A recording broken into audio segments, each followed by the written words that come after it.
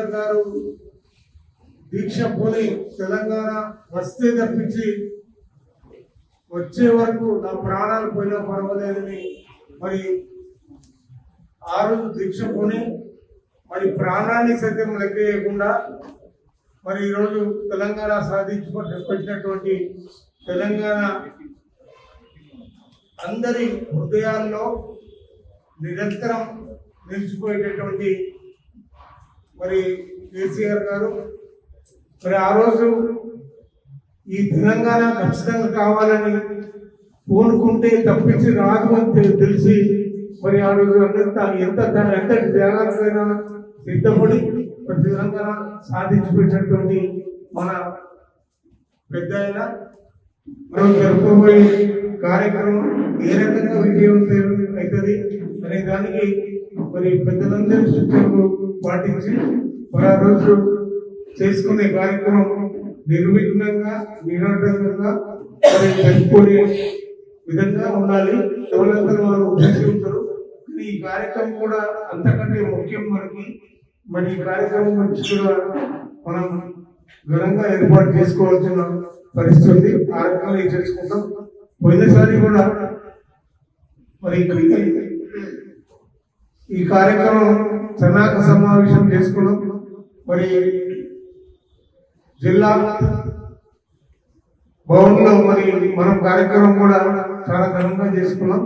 మరి ఈసారి కూడా అదే చేసుకుందామని చెప్పి మీ అందరికీ విజ్ఞప్తి చేస్తూ ఆ రోజు 1000 మందికి తగ్గకుండా మన జిల్లాకు సంబంధించిన వాళ్ళు మరి ఆ రోజు రావాల్సిందిగా నేను మనవి చేస్తా ఉన్నా.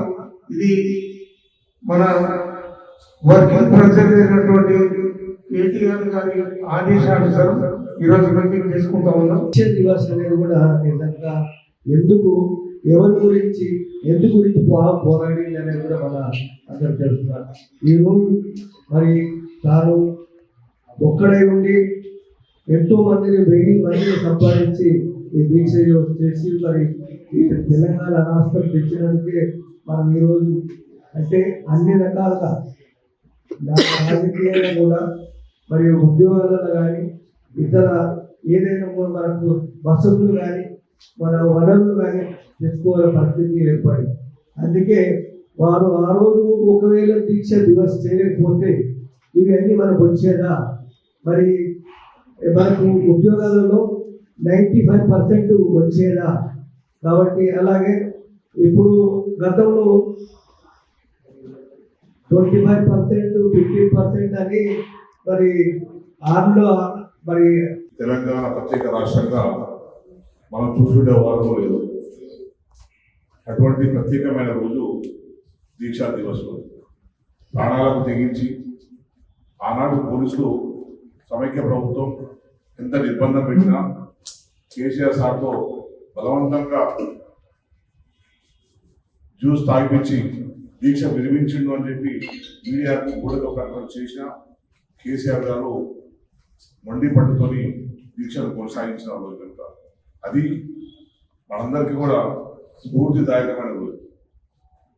మనకే కాదు, ఇంకా ఇప్పుడున్న జనరేషన్, ఇది జరిగింది 2009లో అయితే 2009 నుంచి ఇప్పుడు 2020 వరకు చాలా జనరేషన్ వచ్చింది.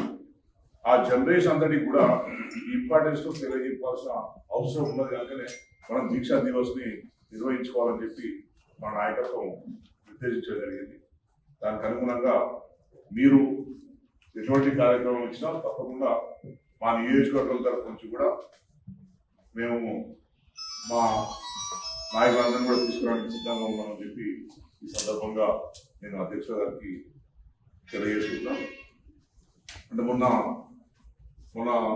కాన్ఫరెన్స్లో అయితే ముఖ్య నాయకులు ఎవరైతే ఉన్నారో సర్పంచులు, ఎంపీటీసీలు, గ్రామాధ్యక్షులు ఎవరైతే ఉన్నారో వాళ్ళ ముఖ్యులందరూ ఇన్వాల్వ్ చేస్తే బాగుంటుందనేది ఒక ఆలోచన వచ్చింది. కనుక ఇప్పుడు ఎలక్షన్ సమయం కూడా కనుక మాకు ఇంకా సెకండ్ ఫేజ్ లో ఉన్నది కనుక మాకు